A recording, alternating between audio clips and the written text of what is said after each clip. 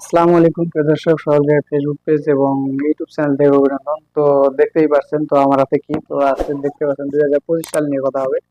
তো 2025 সাল আমাদের মাঝ থেকে বিদায় নিয়ে গেল। তো 2025 সাল বিদায় নিয়েছে, 2026 সাল বিদায় নিবে, 2027 সাল বিদায় নিবে। তো এইভাবে যত সাল আছে সব সালে এইভাবে বিদায় নিবে, শুধু একটু সময়ের অপেক্ষা।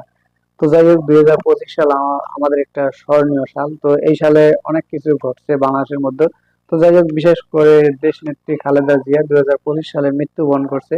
তো খালেদা জিয়ার জন্য সবাই দোয়া করবেন। তো খালেদা জিয়ার দাফন কাফন আজকে হয়ে গেছে।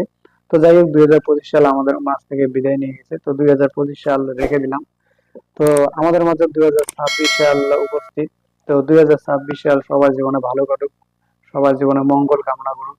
তো 2026 সালে যেন সবার জীবনে ভালো কাটে।